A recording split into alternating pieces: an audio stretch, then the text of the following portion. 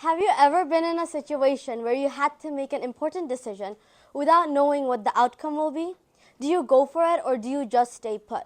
Most people would avoid diving into the unknown. That's right, according to a Forbes report, around 62% of people avoid anything that's unknown. So if you're ever feeling hesitant about trying something new, remember, you're not alone in your comfort-seeking ways. However, as we grow older, we're bound to encounter situations where we have to take risks, take challenges, and basically embrace the unknown.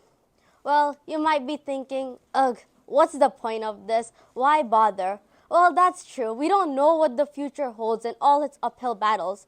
But we can change one thing, and that's our mindset and how we handle the obstacles tumbling towards us. Well, in the end, I'm only 15 years old anyways. What more would I know except my Google or YouTube searches? I'm experiencing new things every single day. So after around 3 hours of research, I finally found one main component that will help solve it all. And that is confidence. From trying new things like writing your essay, starting a business, going to a restaurant, moving to a new country, even going back to school, there are endless challenges in your life. Even I was born in the States with an Indian heritage and lived in Korea for like more than 12 years. But I don't consider myself US citizen since I have little to no memory of living there, and I have no idea about the Indian culture, and I don't fully resonate with the Korean community as well. Then what the heck am I? Well, I'm technically in a completely unknown situation and facing new challenges every single day. Well, that's why I want to be in a position to navigate through the uncertainties of life for myself and anyone else who seeks clarity. That's why I introduce you this word, DABS. Well, not the dance move DABS, a set of steps that can help you diagnose, apply, boost, and start. This simple framework can help you be better equipped to tackle challenges, pursue your goals, and live a life that's full of joy, or so Google says. But obviously, nothing in life is going to be simple, and it's always going to take time. But I know one thing, that by the end of it, you won't regret it. Even when I was young, I couldn't speak Korean nor English, so I always memorized like a couple of phrases in my head and kept on repeating that over and over again until I could get the pronunciation as right as possible. There was even a time where I had to rethink over my life decisions for half an hour to even see if it was worth it to ask this lady the directions to the bathroom. That's how bad it was. But that was 9 years ago. I'm not like that anymore, hopefully. I mean, sure, I still avoid strangers. I would rather sleep at home than go outside and talk to people. But I'm not scared of talking. And I came to this level when I was able to understand that the obstacle was the language barrier, which goes to the first step. Diagnose the problem. Like I said before, when I was able to identify that the main fear was because of the language barrier, all the other steps were easier. Okay, but how do you identify the main root cause of the conflict anyways? Well, according to powerfulproblemsolving.com, these are all the ways that can help you.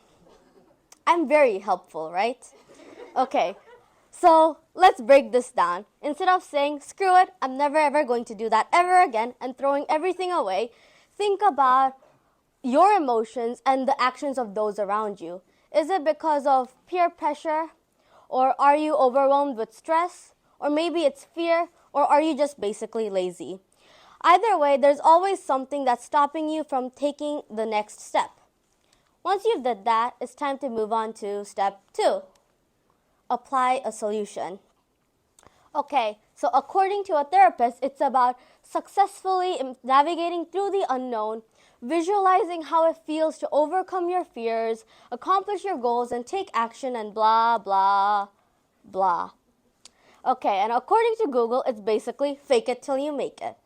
Well, obviously, easier said than done. You can't fake it for 8 hours at school straight every single day until you at least notice that there's a mental block blocking you from your productivity and actually believe that you're worth it. Also, don't be afraid to make mistakes. Even most successful people like J.K. Rowling, Michael Jordan, Charles Darwin, and even Abraham Lincoln made tons of mistakes in their life and bounced back from them. In school, I also hear people say whenever they get a bad grade that, oh, I'll study a lot so I can at least get a better grade on the retake. And that's already a huge step to apply your failures as a stepping stone for your next goal. And now comes to boost your surroundings. You might have heard celebs or influencers say cliche stuff like, oh, if you believe in yourself, nothing will bring you down. Well, that's not completely false, but let's be real. You can't do every little thing by yourself. You need people who will help you through thick and thin, especially friends and family who will be there for you no matter what happens. But obviously not too much where you start panicking and being overwhelmed with stress until you get the perfection that your parents always wanted.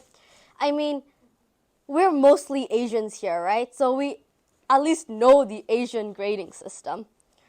If you get an A, that's normal. B, below average. C, you can't eat dinner. D, don't you dare come home. F, find a new family. Well, I'm not worried because we're used to this anyways.